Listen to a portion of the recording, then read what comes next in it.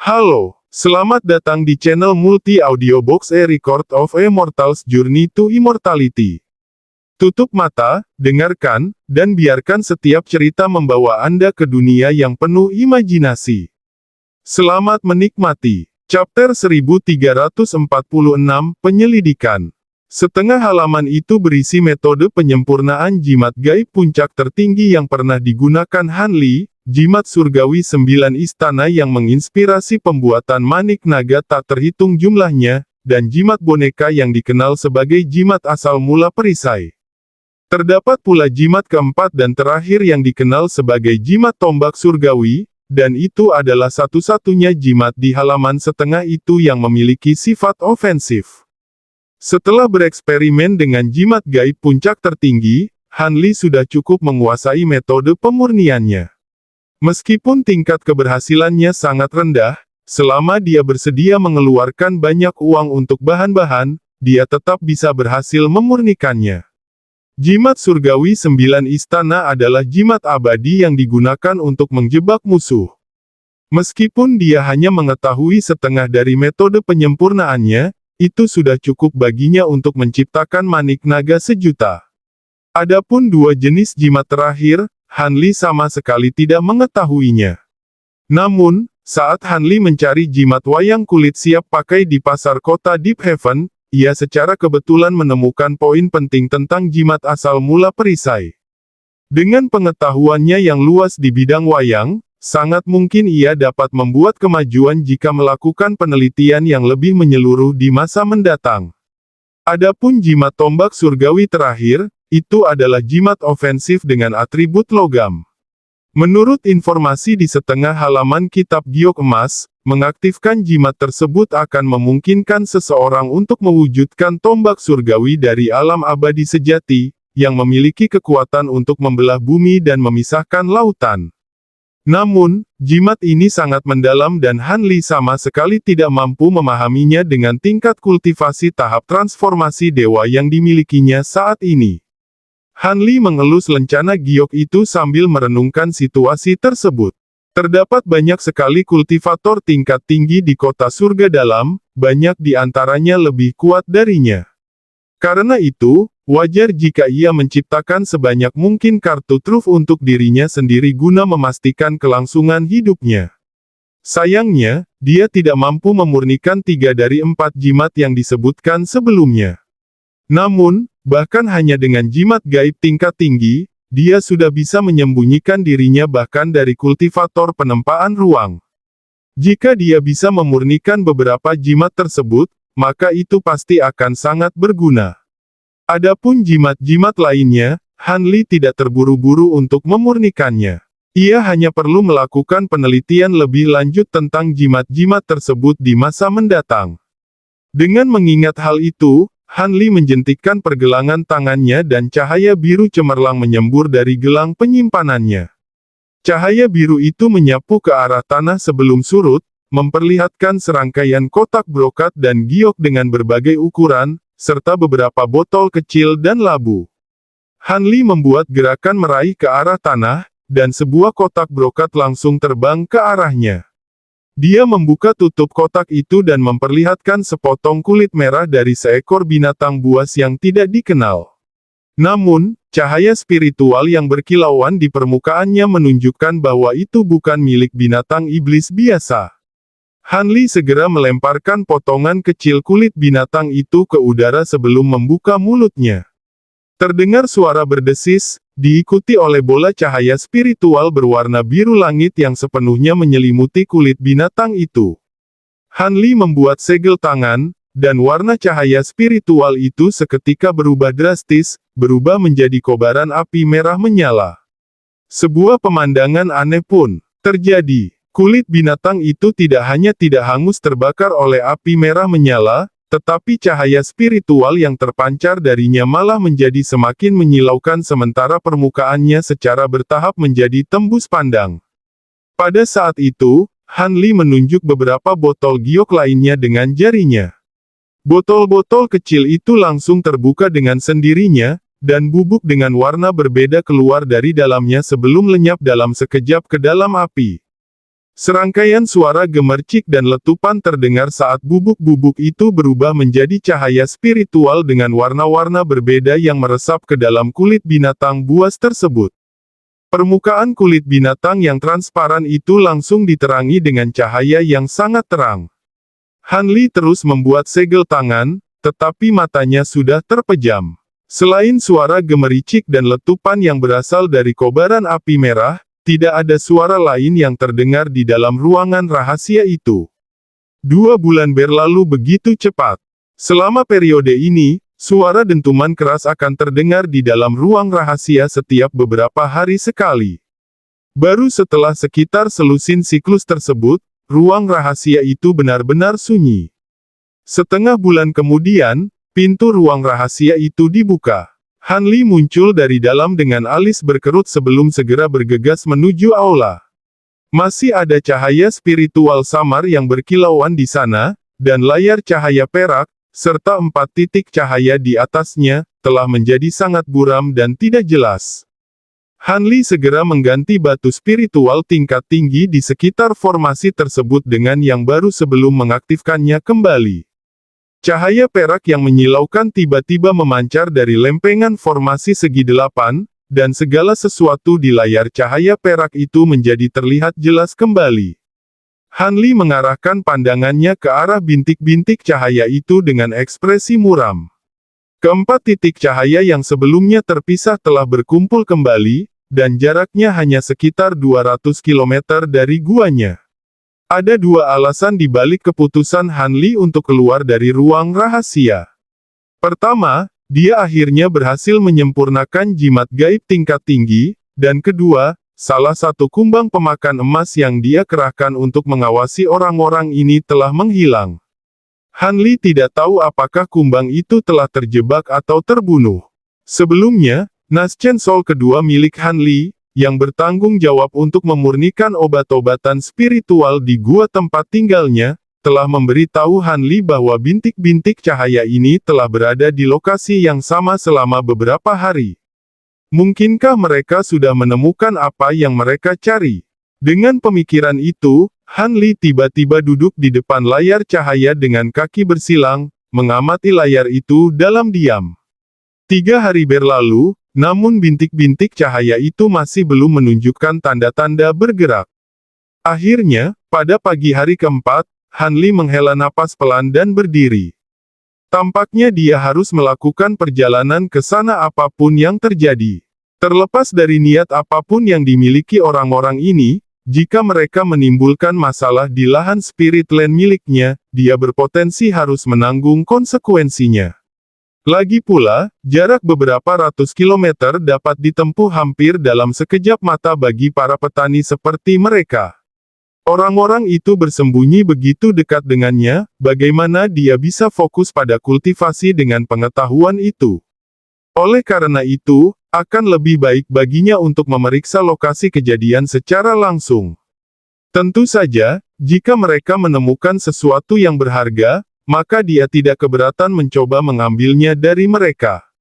Han Li pernah menghadapi kultivator pengukir ruang di masa lalu, dan dia yakin akan kemampuannya untuk melarikan diri dari mereka bahkan jika dia tidak bisa menang dalam pertempuran. Secara khusus, dia baru saja menyempurnakan jubah petirnya, manik-manik petir, dan jimat gaib tingkat tinggi, sehingga dia merasa semakin yakin. Sementara itu, keempat orang itu sama sekali tidak menyadari bahwa mereka sedang diawasi oleh myriad Dragon Bats dan tidak mungkin ada kultivator body integration di antara mereka. Dengan pemikiran itu, Han Li melayang ke udara sebagai seberkas cahaya biru dan meninggalkan gua tempat tinggalnya. Setelah keluar dari gua, Han Li mulai melantunkan sesuatu, kemudian perlahan-lahan tubuhnya berubah menjadi transparan sepenuhnya. Teknik penyembunyian ini tidak seefektif jimat gaib puncak tertinggi, tetapi juga sangat sulit bagi siapapun untuk melihat menembusnya kecuali mereka memeriksa Han Li dengan cermat menggunakan indera spiritual mereka. Oleh karena itu, hal itu lebih dari cukup untuk memastikan bahwa dia terhindar dari deteksi. Seketika itu juga, Han Li terbang menuju lokasi yang tertera di layar cahaya. Jaraknya hanya beberapa ratus kilometer dan dengan kecepatan Han Li saat ini, ia tidak akan membutuhkan waktu lama untuk sampai ke sana. Namun, ia sengaja memperlambat laju agar kerahasiaan menjadi prioritas utamanya. Meskipun begitu, ia tetap sampai di sana setelah perjalanan yang singkat. Saat target semakin mendekat, Han Li diam-diam turun ke tanah. Cahaya spiritual di sekitarnya kemudian berubah menjadi kuning saat dia terus maju dengan menggali ke dalam tanah dan menggunakan teknik pergerakan buminya. Dalam proses tersebut, Han Li membuat segel tangan untuk menyamarkan auranya dengan sempurna.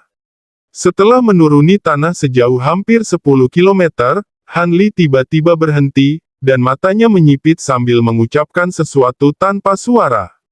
Bintik-bintik cahaya keemasan tiba-tiba berkelebat di dalam tanah di sekitarnya saat beberapa kumbang pemakan emas muncul sebelum menghilang ke dalam lengan bajunya. Serpihan kesadaran spiritual yang telah meresap ke dalam tubuh kumbang-kumbang itu ditarik kembali, setelah itu ekspresi aneh muncul di wajah Han Li. Jadi mereka benar-benar mencari sesuatu, tapi aku tidak menyangka apa yang mereka cari ada di tempat itu. Mengingat orang-orang ini mampu mendeteksi kumbang pemakan emas milikku dan membunuh salah satunya, pasti ada setidaknya satu makhluk tahap penempaan spasial di antara mereka, gumam Han Li pada dirinya sendiri sambil menundukkan kepala dan berpikir keras. Tiba-tiba, dia mengayunkan tangannya ke gelang penyimpanannya dan cahaya spiritual menyambar, lalu sebuah jimat ungu muncul di genggamannya. Jimat itu berkilauan dengan cahaya terang. Ada banyak sekali rune perak yang berkelap-kelip di seluruh permukaannya. Ini tak lain adalah jimat gaib puncak tertinggi yang baru saja dia sempurnakan.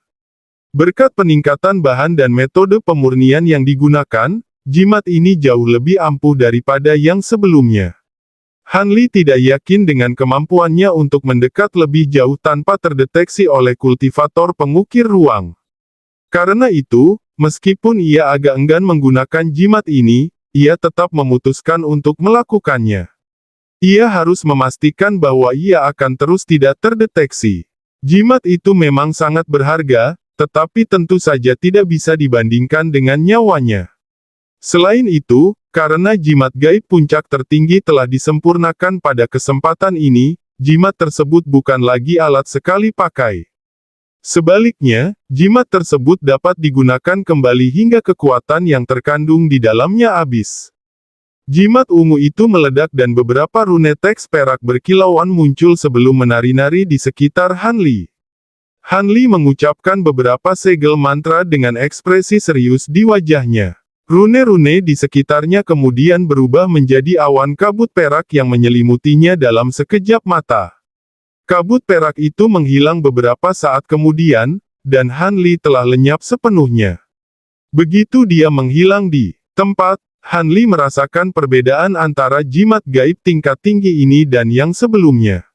Saat ini, dia bahkan bisa menggunakan semua harta karunnya serta sejumlah besar kekuatan spiritualnya. Tentu saja, dia mampu menggunakan sumber daya tersebut, tetapi jika dia melepaskan harta karun atau teknik yang terlalu kuat, maka efek tembus pandang dari jimat itu akan hilang. Meskipun begitu, Han Li sudah sangat senang. Setidaknya, dia akan mampu mengambil inisiatif dan melancarkan gelombang serangan pertama jika dia memilih untuk melakukannya. Oleh karena itu, dia segera melanjutkan perjalanan menuju tujuannya. Setelah terbang beberapa kilometer lagi, tubuh Han Li mulai perlahan melayang ke atas.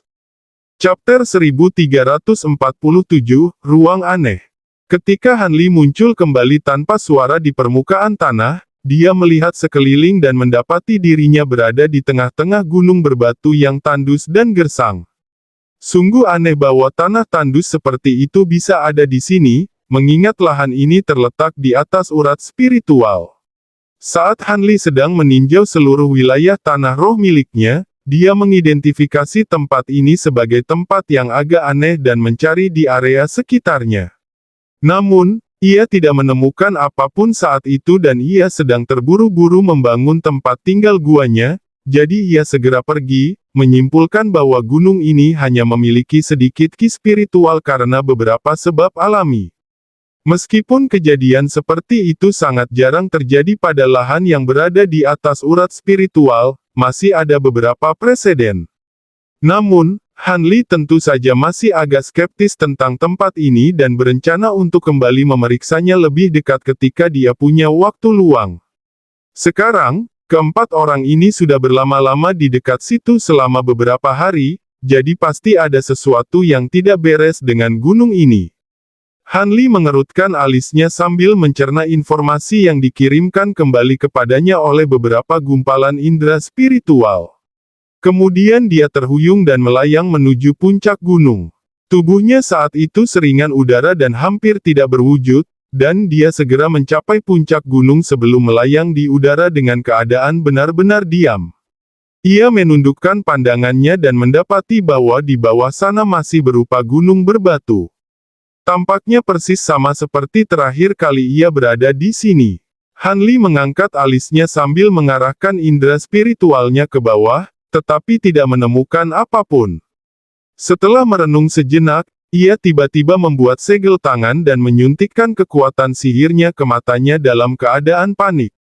Tiba-tiba, cahaya biru yang tajam menyambar jauh di dalam pupil mata Han Li saat ia mengaktifkan mata roh penglihatan terangnya hingga maksimal. Semua hal yang biasanya tak terlihat oleh mata telanjang terungkap kepada Han Li. Kali ini, dia berhasil menemukan sesuatu dengan cepat. Ada 8 pilar cahaya samar yang muncul dari tanah di sekitar gunung, menciptakan formasi persegi panjang aneh yang menyelimuti seluruh puncak gunung. Han Li tidak tahu harta karun aneh macam apa yang telah mewujudkan pilar-pilar cahaya ini, tetapi formasi yang tercipta tidak hanya benar-benar tak terlihat dan tanpa warna, tetapi bahkan tidak memancarkan fluktuasi ki spiritual apapun. Tidak heran jika dia tidak dapat menemukan formasi tersebut bahkan dengan indera spiritualnya yang luar biasa. Tampaknya pembatasan sementara ini pasti telah diatur oleh keempat orang itu. Jika bukan karena Han Li terus memantau lokasi mereka, sebenarnya sangat tidak mungkin dia akan melacak mereka ke sini dan mengetahui cara kerja pembatasan ini.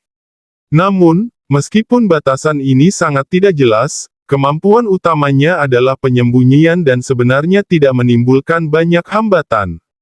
Dengan penguasaan mantra formasi yang dimiliki Han Li saat ini, ia dengan cepat mampu menilai formasi ini sebelum membuat segel tangan dan turun ke dalam formasi dengan tanpa rasa takut. Sebuah pemandangan luar biasa pun terjadi. Setelah bersentuhan dengan tubuh Han Li yang tak berwujud, formasi tak terlihat itu tidak menunjukkan reaksi apapun. Ia mampu dengan mudah melewati batasan tersebut, lalu menghilang sepenuhnya ke puncak gunung. Jelas sekali bahwa tubuh Han Li saat ini setelah menggunakan jimat tak terlihat mampu mengabaikan batasan normal. Han Li menggali ke dalam tanah sedalam lebih dari 200 kaki, setelah itu sebuah bola cahaya biru muncul di bawahnya. Bola cahaya itu hanya sebesar kepala, tetapi tampaknya ada pusaran yang berputar di dalamnya. Han Li cukup tertarik melihat ini, dan dia perlahan mendekatinya untuk melihat lebih jelas. Yang mengejutkan Han Li, begitu dia mulai mendekat, pusaran di dalam bola cahaya biru itu sepertinya mendeteksi kehadirannya. Benda itu langsung menyemburkan pancaran cahaya 7 warna yang cemerlang, diikuti dengan kilatan cahaya yang membawa Han Li ke dalam pusaran tersebut. Han Li benar-benar lengah dan sangat terkejut. Setelah berjuang sebentar, dia menyadari bahwa dia tidak mampu melarikan diri dari kekuatan luar biasa yang muncul di sekitarnya.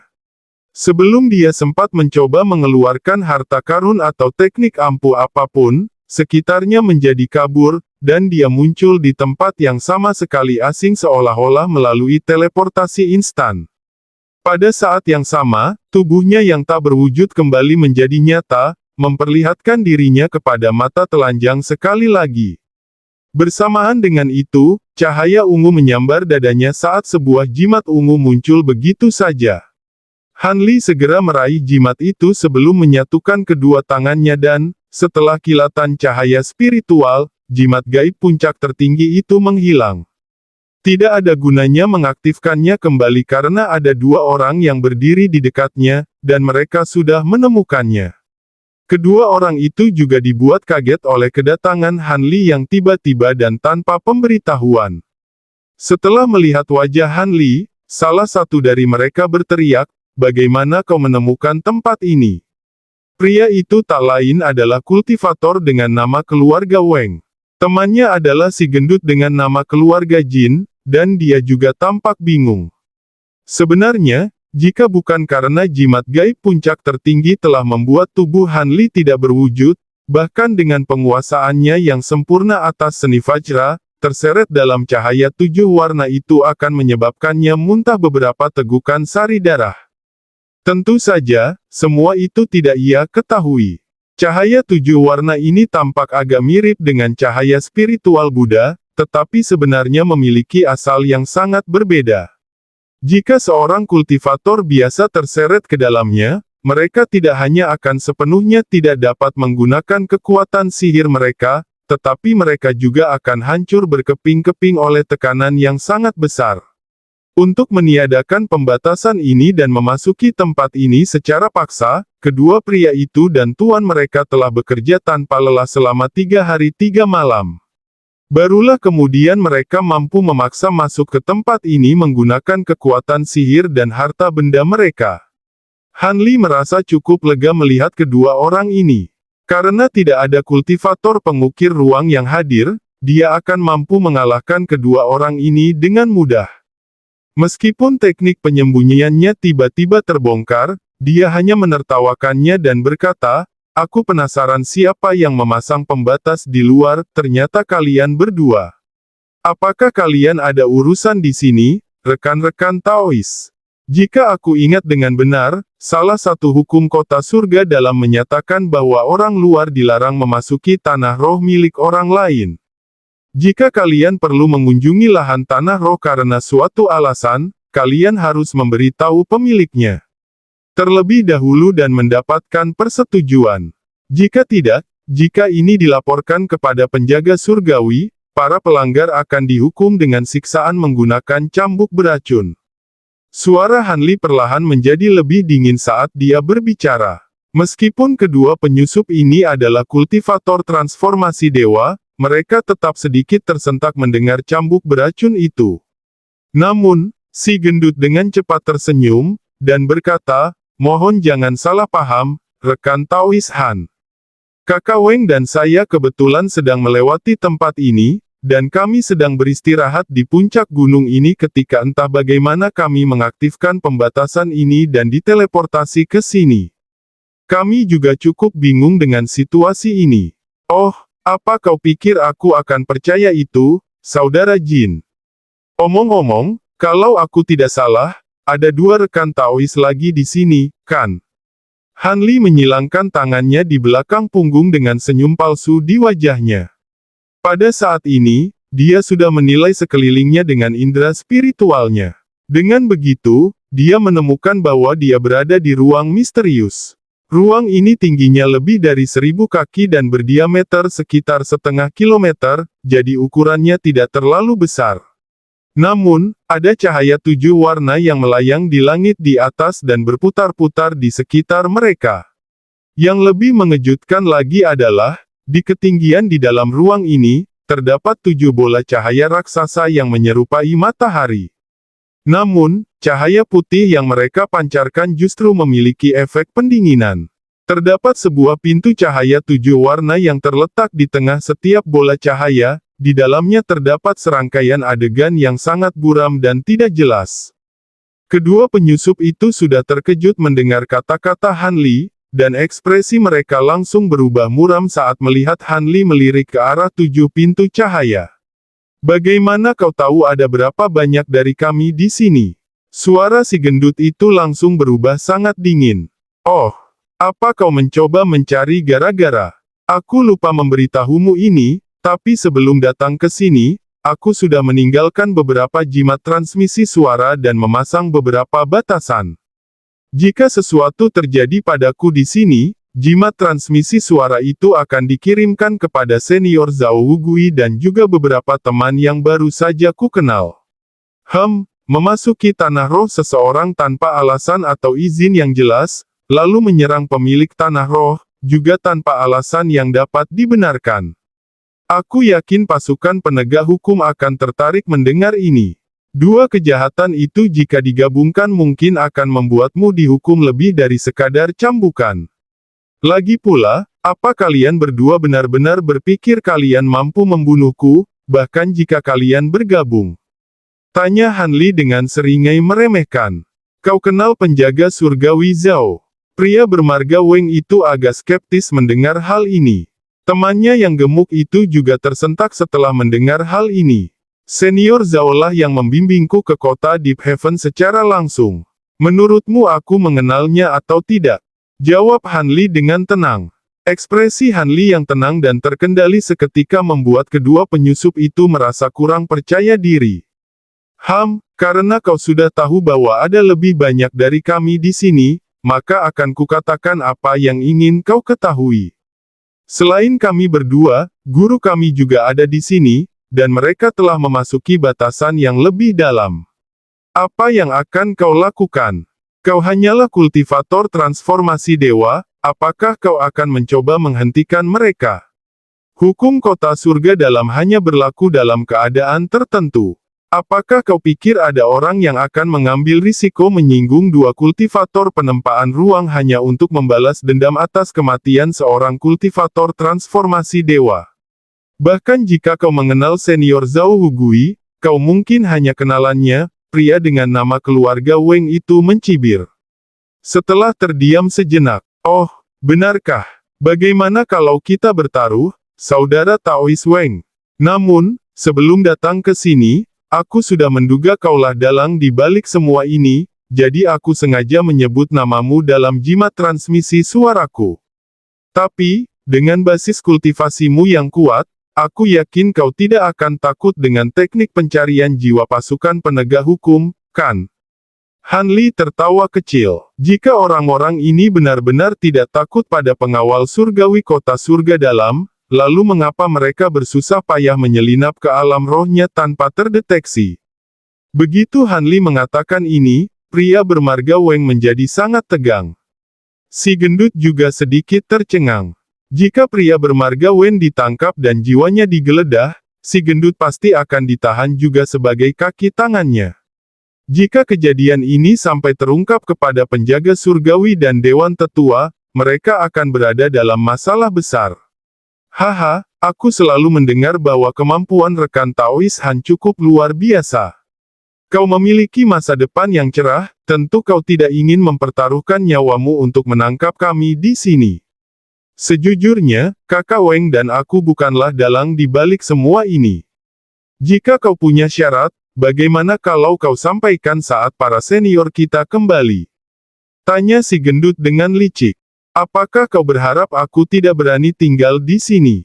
Baiklah kalau begitu, aku memang ingin bertemu dengan para senior kalian, jadi aku akan dengan senang hati menunggu mereka di sini, kata Hanli sambil tersenyum tenang.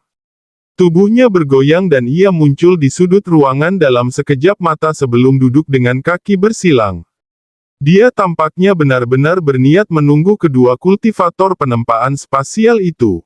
Chapter 1348, Iblis Manusiawi Tulang Giok. Kedua penyusup itu tentu saja sangat terkejut melihat hal ini. Mereka berdua mulai berkomunikasi secara diam-diam melalui transmisi suara sebelum juga duduk di sudut lain dengan kaki bersilang. Alur pikir mereka cukup sederhana, mereka tidak yakin dengan kemampuan mereka untuk membunuh Hanli, dan Hanli sendiri tampaknya tidak berniat memasuki pintu cahaya 7 warna. Karena itu, mereka hanya perlu menunggu dan menyerahkan semua masalah yang merepotkan kepada para senior mereka. Dengan demikian, seluruh ruangan menjadi sangat sunyi.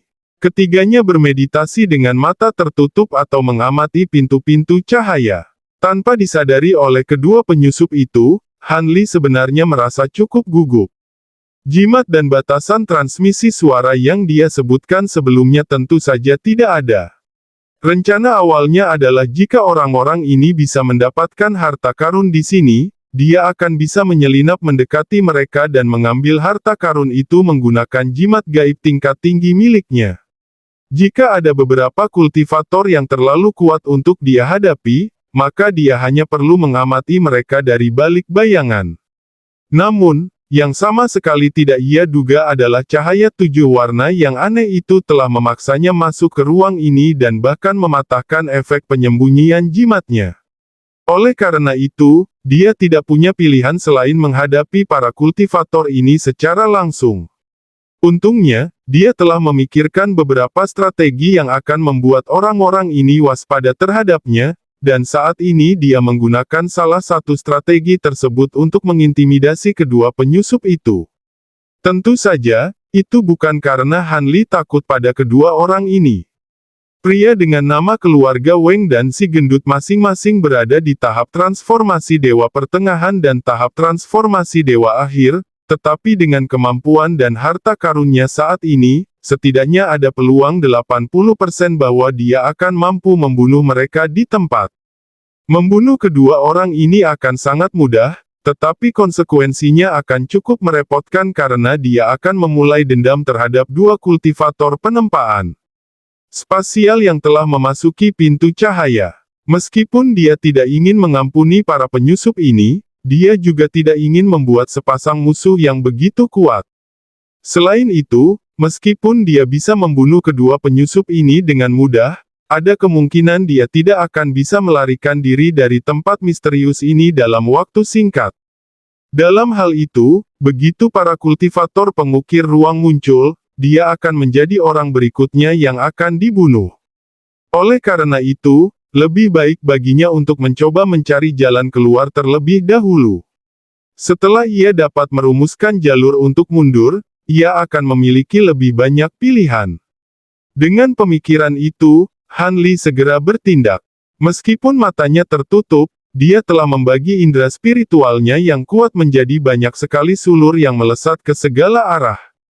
Han Li menyebarkan indera spiritualnya tanpa berusaha menyembunyikan apa yang dilakukannya, sehingga kedua penyusup itu secara alami merasakan tindakannya.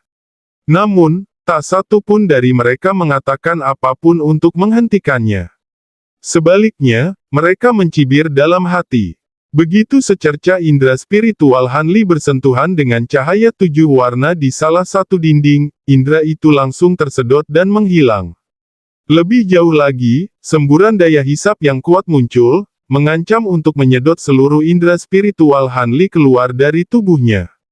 Han Li terkejut dengan kejadian tak terduga ini dan segera mengaktifkan teknik pengembangan agungnya untuk menghilangkan gaya hisap tersebut. Namun, Han Li juga membuka matanya, dan dia menatap cahaya yang berputar di dinding dengan sedikit kebingungan di wajahnya. Dia tentu saja juga memperhatikan senyum puas di wajah para penyusup. Tampaknya kedua orang ini menyadari keanehan cahaya 7 warna di ruangan ini, dan mereka sengaja tidak memberitahukannya kepada orang tersebut. Han Li sedikit marah, tetapi ekspresinya tetap tidak berubah saat dia terus mencoba merumuskan rencana. Sayang sekali harta karun roh spasial yang telah dia sempurnakan, bendera jiwa merah, hancur oleh badai spasial di dalam simpul spasial. Jika tidak, kemungkinan besar itu akan sangat berguna untuk menembus penghalang spasial ini. Tentu saja, selain bendera jiwa merahnya, mata penghancur hukumnya juga cukup efektif dalam merobek ruang. Namun, tempat ini cukup misterius, dan masih harus dilihat apakah mata penghancur hukumnya mampu menembus penghalang di sini dalam waktu singkat, atau bahkan sama sekali. Banyak sekali pikiran yang melintas di benak Han Li, dan dia dengan cepat memutuskan untuk mengambil tindakan lain. Karena indera spiritualnya tidak dapat menembus dinding di sini, maka dia dapat menggunakan mata roh penglihatan terangnya untuk mencoba mengidentifikasi beberapa jalan keluar. Maka, ia segera menyalurkan kekuatan spiritualnya ke matanya, dan cahaya biru cemerlang muncul jauh di dalam pupil matanya. Sehari semalam berlalu. Han Li sudah kembali memejamkan mata dan tampak memasuki meditasi mendalam. Deteksi yang dilakukannya sebelumnya tidak memungkinkannya menemukan cara yang baik untuk melarikan diri. Sementara itu, 7 pintu cahaya di udara di atas tetap sepenuhnya sunyi dan tak bergerak. Kedua penyusup itu menatap langit dengan tatapan tajam dan ekspresi muram. Tentu saja, mereka juga sesekali melirik ke arah Han Li dengan waspada. Kedua seniormu masih belum keluar setelah sekian lama, mungkinkah mereka mengalami kesulitan di dalam sana? Han Li tiba-tiba bertanya sambil menutup matanya. Tenang saja, Saudara Han, Sang Taois, jika sesuatu terjadi pada guru kita pasti sudah diberitahu. Apakah kau mulai tidak sabar, Saudara Han? Tanya pria bermarga Weng itu. Saya senang mendengar bahwa kedua senior Anda baik-baik saja. Saya memiliki cukup kesabaran untuk. Sebelum Han Li sempat menyelesaikan kalimatnya, suara dentingan tiba-tiba terdengar dari 7 bola cahaya di udara. Segera setelah itu, mereka mulai memancarkan tekanan spiritual yang menakjubkan serta cahaya yang berkilauan. Tidak hanya kedua penyusup itu yang sangat terkejut, Han Li juga membuka matanya untuk menilai perkembangan situasi ini. Namun, ini baru permulaan. Saat suara dering semakin intens, ketujuh bola cahaya itu membesar secara drastis, meluas hingga sebesar roda gerobak dalam sekejap mata sambil berkedip-kedip tak beraturan. Fluktuasi spasial yang bergelombang tiba-tiba muncul di sekitar 7 bola cahaya sebelum menyambar pintu cahaya di tengahnya. Tiba-tiba, seolah-olah ledakan kekuatan tak terlihat yang sangat besar mulai menekan pintu, membuatnya berputar dan melengkung dengan hebat. Si gendut itu langsung berdiri begitu melihat ini, dan berseru, "Ini buruk." Temannya juga menunjukkan ekspresi terkejut. Han Li juga merasa agak kecewa dengan perkembangan situasi ini. Bola-bola cahaya di langit tidak hanya menjadi sangat tidak stabil dan tidak beraturan, bahkan dinding dan tanah pun mulai bergetar perlahan sementara cahaya 7 warna itu menunjukkan tanda-tanda akan runtuh. Ini jelas merupakan indikasi kuat bahwa ruang ini berada di ambang kehancuran. Karena menyadari nyawanya terancam, Han Li segera berdiri dan meletakkan tangannya di kepala, kemudian semburan cahaya abu-abu mulai muncul dari bagian belakang kepalanya. Lalu dia membalikkan tangannya, dan cahaya keemasan menyambar saat 3 butir manik-manik emas berkilauan muncul. Ini tak lain adalah 3 butir petir yang telah ia sempurnakan belum lama ini. Pada saat itu, kedua penyusup tersebut juga telah memanggil beberapa harta karun. Namun, mereka tidak yakin dapat melarikan diri dari tempat misterius ini, dan keduanya menunjukkan ekspresi ketakutan. Han Li tentu saja tidak akan mempedulikan apakah mereka hidup atau mati. Dia segera memutuskan untuk menggunakan mata penghancur hukumnya bersamaan dengan cahaya yang disatukan dengan esensi ilahi dan manik-manik petir ini untuk menerobos ruang ini agar dapat melarikan diri. Namun, tepat pada saat itu, suara dentuman keras terdengar dari dalam pintu cahaya di atas. Han Li terkejut oleh keributan yang keras ini dan secara refleks menghentikan apa yang sedang dilakukannya. Cahaya 7 warna berkelebat dan seberkas cahaya hijau, serta seberkas cahaya keemasan, melesat keluar dari dalam pintu di tengah-tengah.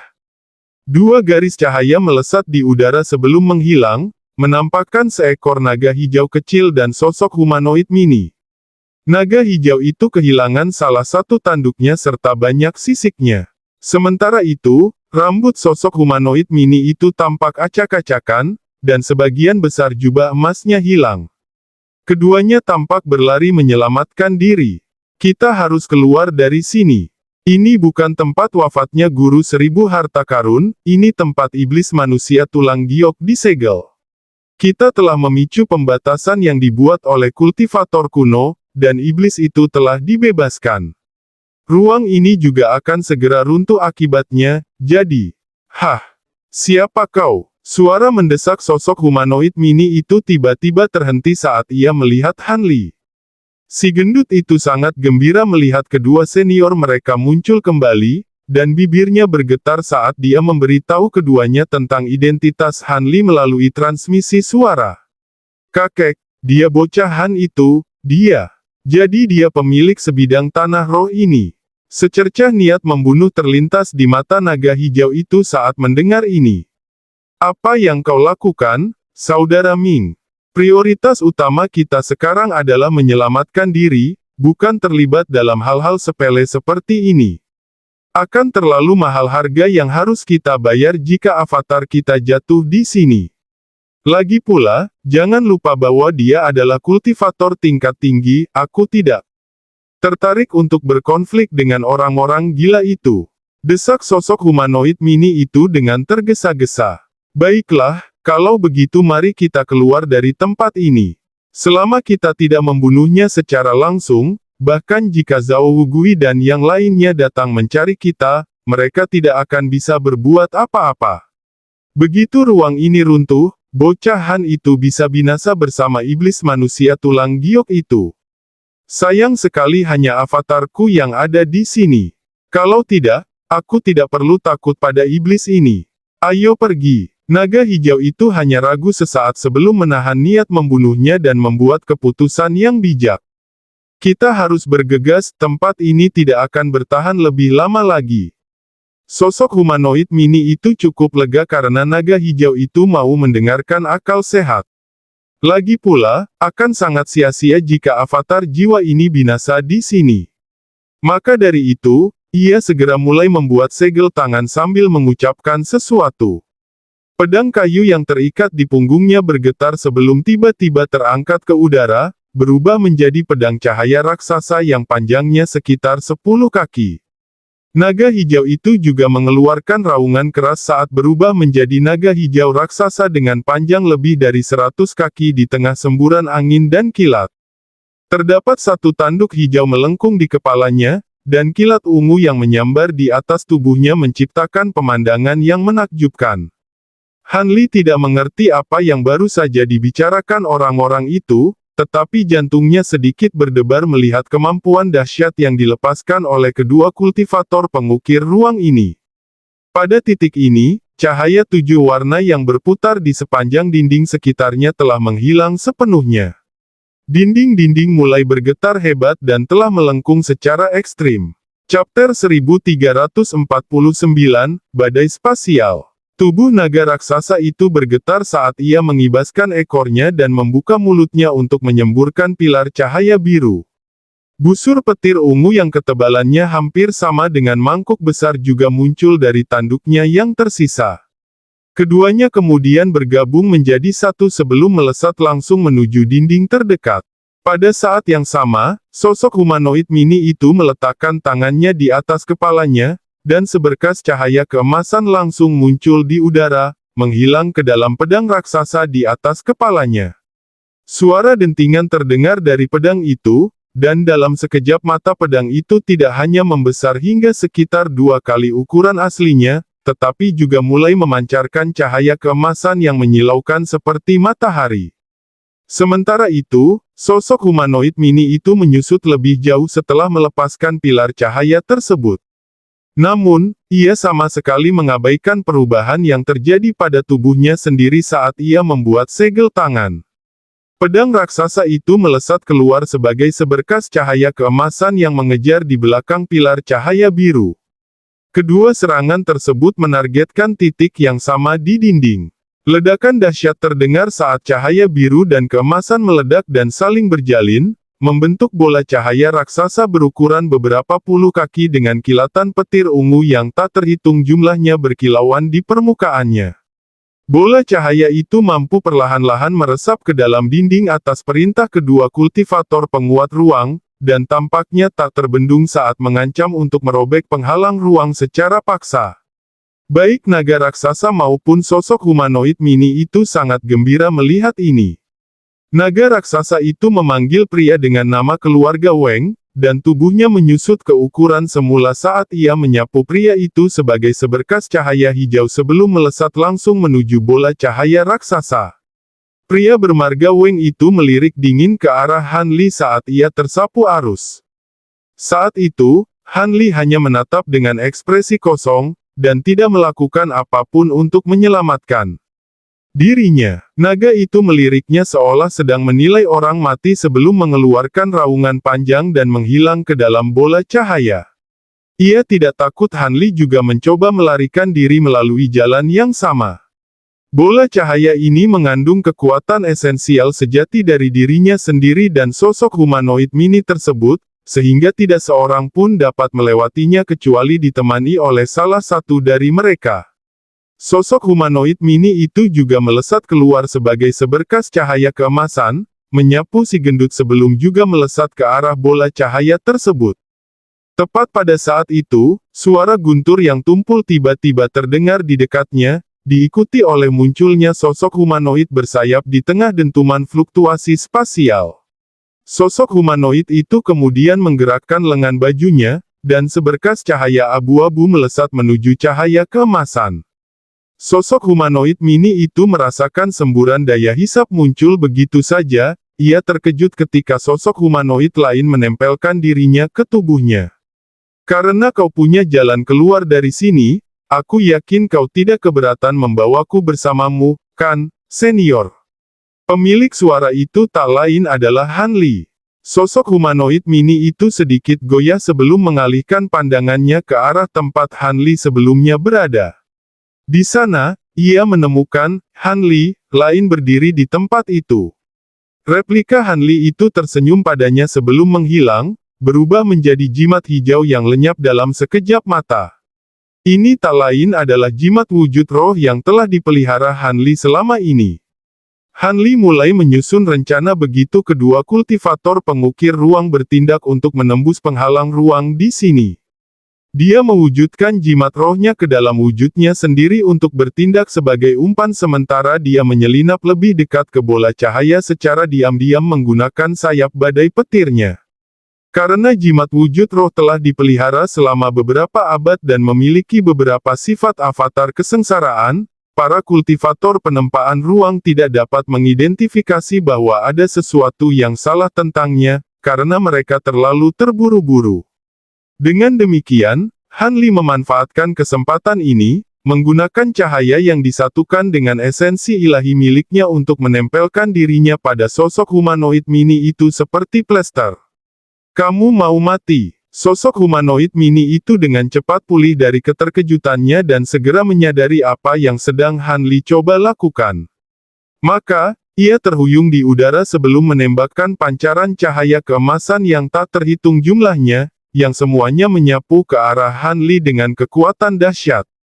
Namun, yang sangat mengejutkan, cahaya keemasan itu hanya mampu membuat cahaya abu-abu di sekitar tubuh Han Li bergetar hebat, tetapi tidak mampu menembusnya atau menghilangkannya. Hehe, jika tubuh aslimu ada di sini, tentu saja aku tidak akan mampu menahan kekuatanmu yang luar biasa. Namun, jika kau hanya avatar, kau tidak akan bisa lolos dari cahaya ilahi yang menyatu dengan esensiku dalam waktu singkat. Apakah kau benar-benar ingin terjebak di sini olehku, senior? Han Li terkekeh dari dalam cahaya abu-abu itu. Kau mengancamku. Sosok humanoid mini itu meledak dalam amarah yang menggelegar, namun tepat sebelum melancarkan serangan lain, jeritan melengking tiba-tiba terdengar dari udara di atas. Mendengar teriakan mengerikan itu, suhu tubuh Han Li naik drastis dan seluruh darahnya mengalir ke permukaan kulitnya. Namun, Han Li telah sepenuhnya menguasai seni Vajra, sehingga kulitnya memiliki ketahanan yang tak kalah hebat dari harta karun tingkat atas. Dengan demikian, ia mampu meredakan ketidaknyamanannya dengan mengaktifkan seni kultivasi ini. Namun, ekspresi sosok humanoid mini itu berubah drastis setelah mendengar jeritan tersebut. Meskipun si gendut dilindungi oleh cahaya keemasan yang dipancarkannya, wajahnya langsung memerah padam setelah mendengar teriakan itu, dan tubuhnya mulai bergoyang tak stabil. Ini menggunakan teknik menangis darah. Sosok humanoid mini itu dengan tergesa-gesa mengayunkan tangannya di udara, lalu seberkas cahaya keemasan muncul dan menyuntikkan dirinya ke tubuh si gendut. Segera setelah itu, si gendut bergidik dan wajahnya kembali pucat seperti biasa. Pada saat itu, cakar tulang yang besar tiba-tiba muncul dari salah satu pintu cahaya yang bengkok, mencoba memaksanya terbuka kembali. Cakar itu seputih giok dan memancarkan tekanan spiritual yang menakjubkan. Jeritan mengerikan dari sebelumnya juga tampaknya muncul dari dalam pintu cahaya itu. Han Li menyingkirkan rasa takjub di hatinya saat dia bertanya dengan sangat tenang, sepertinya iblis manusia tulang giok itu akan segera muncul. Jika senior yang baru saja melarikan diri dari tempat ini menghancurkan lorong ini untuk mencegah iblis itu melarikan diri, maka kita benar-benar akan binasa di sini. Apakah Anda tidak khawatir tentang itu, senior? Ekspresi sosok humanoid mini itu sudah berubah gelap secara signifikan saat melihat cakar tulang yang besar, dan ekspresinya semakin masam setelah mendengar ini. Si iblis tua Ming memang sangat kejam dan tegas hingga mampu melakukan hal seperti ini. Pada saat itu, cakar tulang lainnya muncul dari pintu cahaya. Kedua cakar itu mencengkeram kedua sisi pintu cahaya, dan jeritan tajam tiba-tiba terhenti, hanya untuk digantikan oleh raungan yang menggelegar. Tampaknya itu akan muncul kapan saja. Kau mengambil risiko yang tepat kali ini, bocah nakal. Akan kubawa kau keluar dari tempat ini. Sosok humanoid mini itu langsung setuju tanpa ragu-ragu. Han Li sangat gembira mendengar hal itu. Cahaya ilahi yang menyatu di sekitar sosok humanoid mini itu sedikit mereda, kemudian cahaya keemasan yang cemerlang tiba-tiba muncul, menyelimuti sebagian besar cahaya abu-abu sebelum terjun ke dalam bola cahaya besar yang membawa Han Li di dalamnya. Han Li hanya menggunakan cahaya gabungan esensi ilahinya untuk melindungi dirinya sendiri dan membiarkan sosok humanoid mini itu melakukan apapun yang harus dilakukannya. Setelah memasuki bola cahaya itu, Han Li merasa seolah-olah telah tiba di dunia cahaya yang berkilauan. Segera setelah itu, ia dilanda rasa pusing yang hebat, dan tiba-tiba muncul di udara di atas gunung. Ada bola cahaya raksasa yang melayang di udara di dekatnya. Namun, hanya setengahnya yang terlihat, sementara setengah lainnya kemungkinan masih berada di dalam ruang aneh tempat mereka baru saja melarikan diri.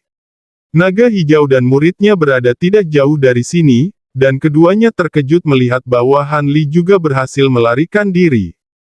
Han Li segera membentangkan sayap badai petirnya dan menghilang dalam sekejap mata sebagai lengkungan kilat biru dan putih. Seketika itu juga, dia muncul beberapa ratus kaki jauhnya. Entah mengapa, sosok humanoid mini itu tidak berusaha menjebaknya dan membiarkannya dengan mudah memperlebar jarak di antara mereka.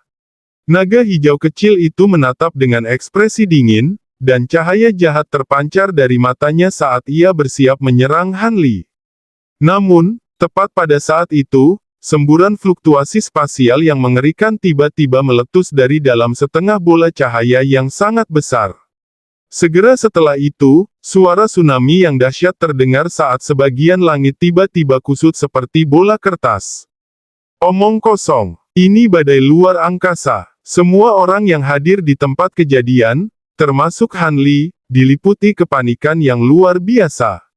Tak satu pun dari mereka punya waktu untuk membahas hal lain karena mereka langsung mengeluarkan teknik gerakan masing-masing, berubah menjadi garis-garis cahaya yang melesat ke arah yang berbeda.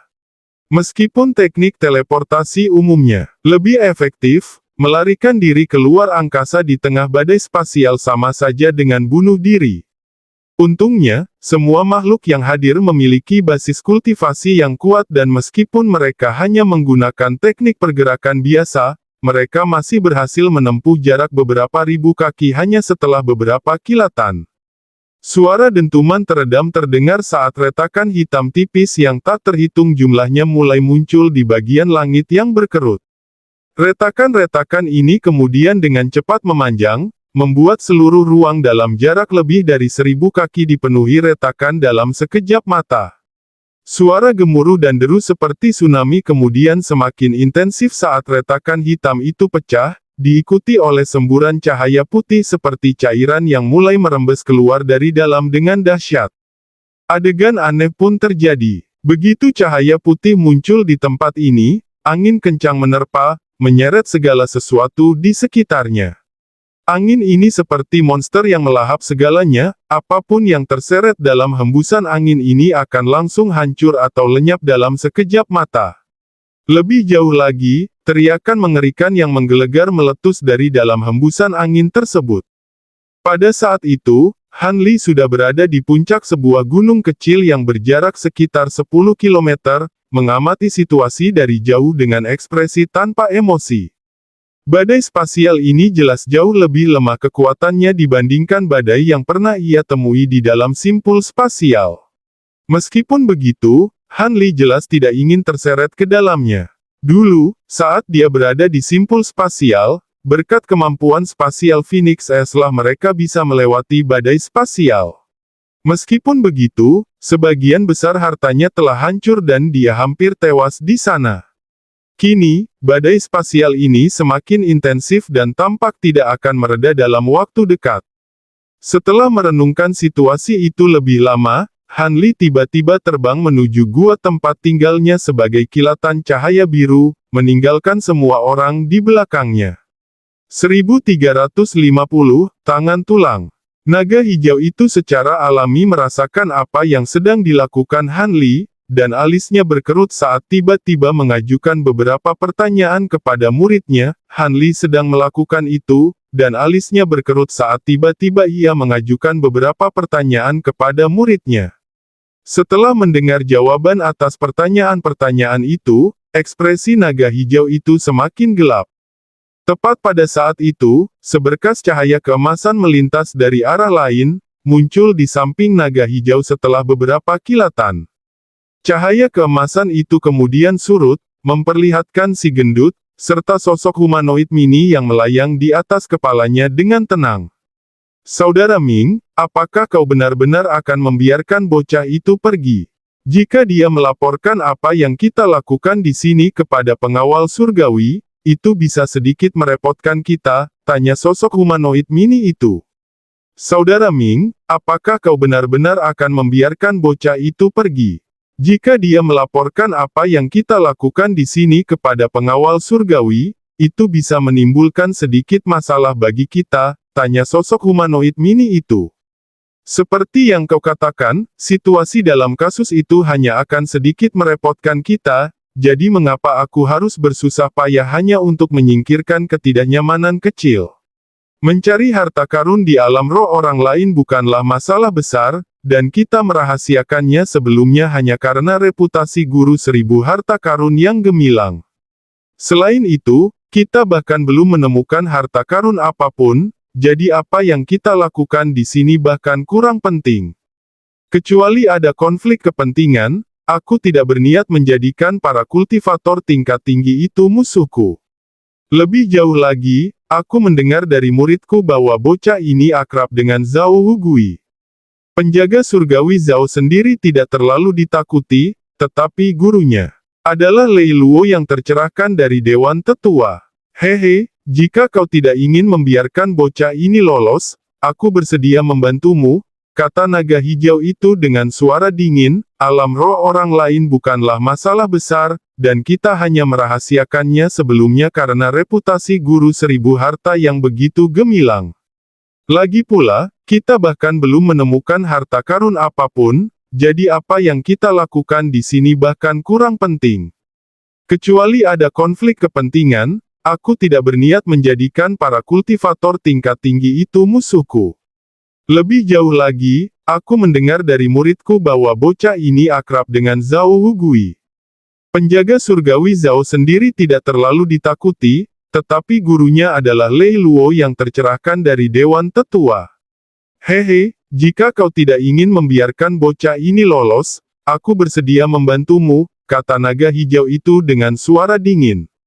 Aku tidak punya dendam terhadap bocah itu, jadi mengapa aku harus melakukan itu?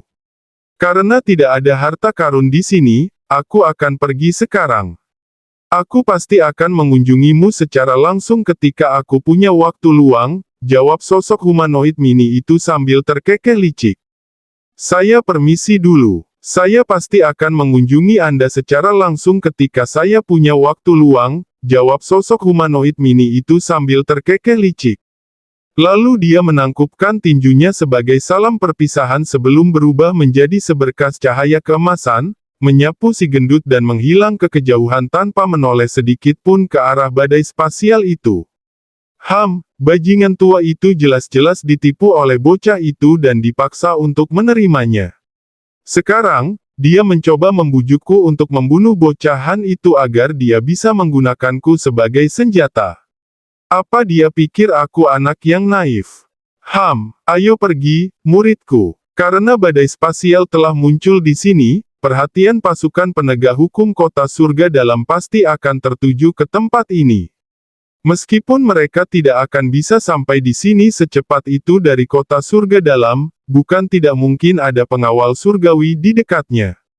Akan sangat merepotkan jika kita bertemu dengan mereka. Bukan hanya kita gagal mendapatkan harta karun yang kita cari kali ini, avatar milikku ini juga mengalami kerusakan yang cukup besar, sungguh nasib buruk. Naga hijau itu mendengus dingin setelah seberkas cahaya keemasan menghilang di kejauhan. Dasar bocah Han, jadi dia bisa menggunakan aku sebagai senjata. Apa dia pikir aku anak yang naif? Ayo pergi, muridku. Karena badai spasial telah muncul di sini, perhatian pasukan penegak hukum kota langit dalam pasti akan tertuju ke tempat ini. Meskipun mereka tidak akan bisa sampai di sini secepat itu dari kota langit dalam, bukan tidak mungkin ada pengawal surgawi di dekatnya. Akan sangat merepotkan jika kita bertemu dengan mereka. Bukan hanya kita gagal mendapatkan harta karun yang kita cari kali ini, avatar milikku ini juga mengalami kerusakan yang cukup besar, sungguh nasib buruk. Naga hijau itu mendengus dingin setelah seberkas cahaya keemasan menghilang di kejauhan. Tubuh naga itu kemudian memanjang sebelum terbang ke arah lain sebagai seberkas cahaya hijau. Muridnya segera mengikuti jejaknya sebagai seberkas cahaya biru.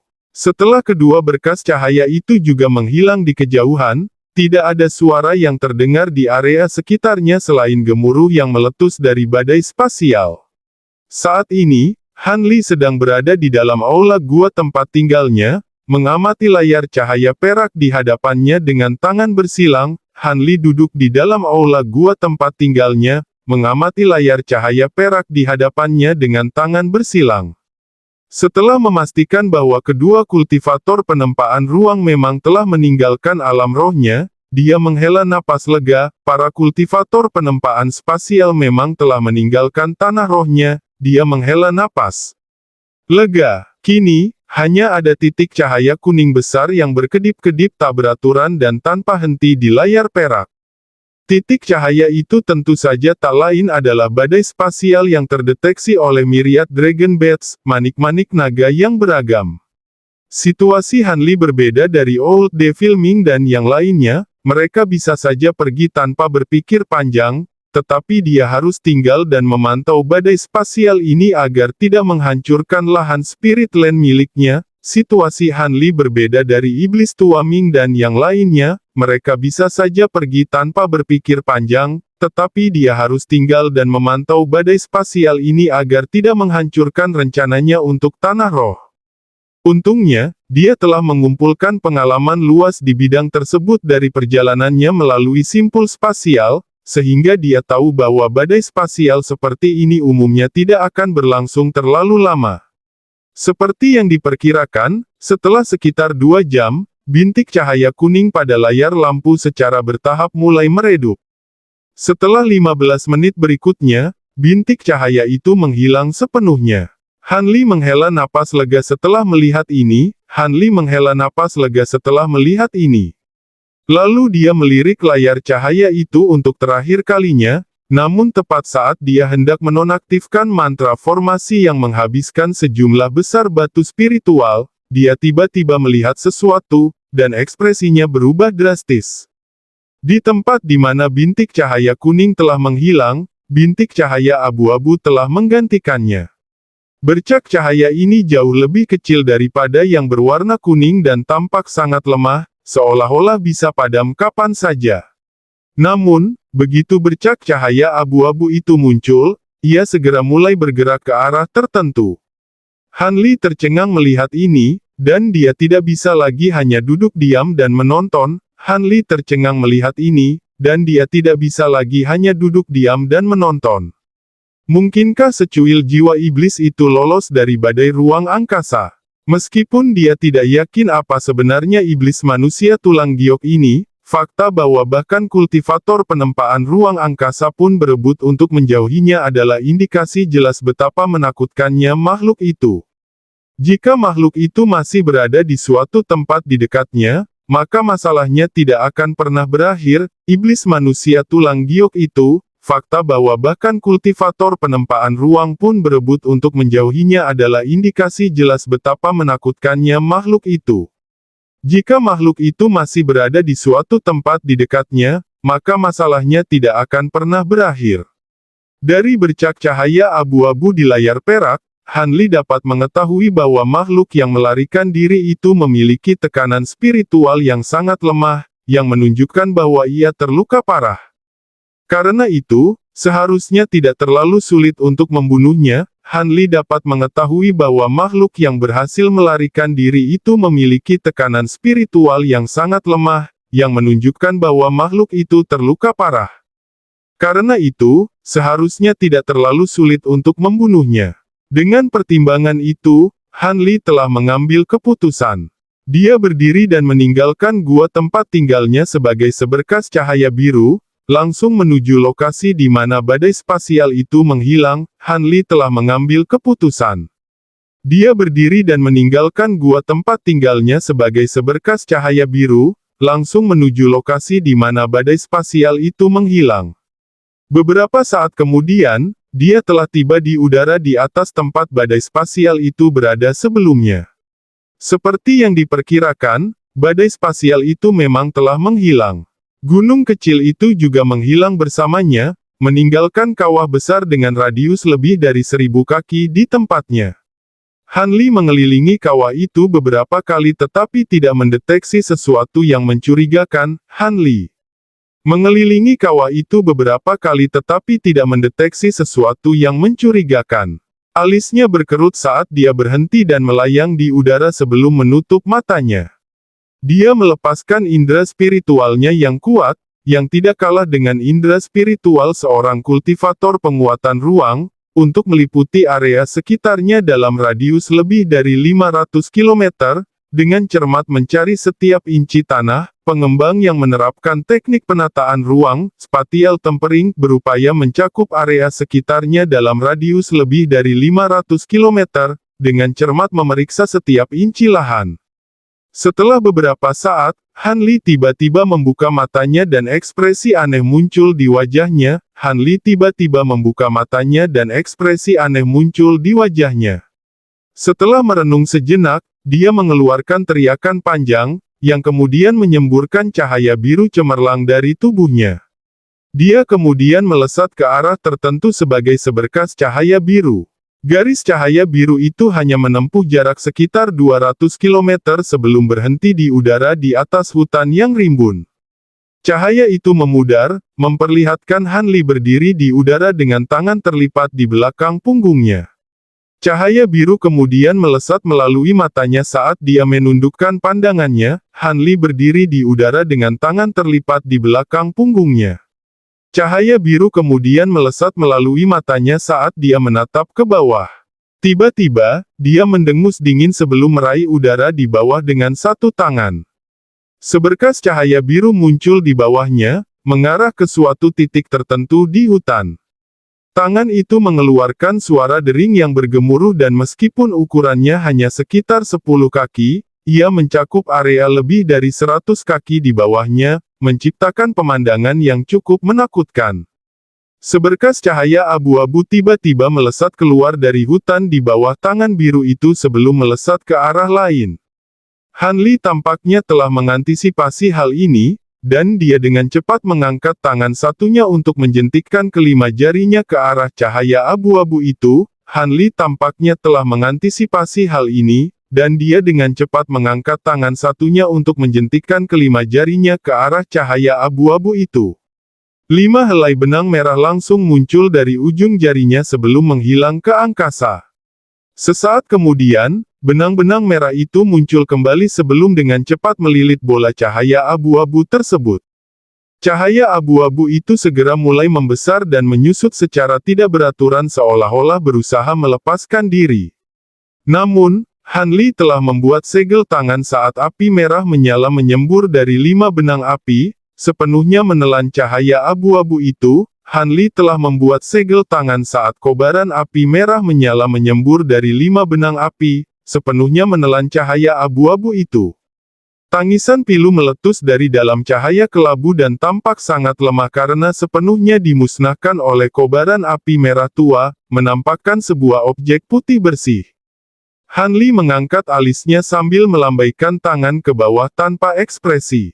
Api di permukaan benda itu segera padam, dan benda itu secara paksa tertarik ke dalam genggaman Han Li. Han Li mengangkat alisnya sambil melambaikan tangan ke bawah tanpa ekspresi.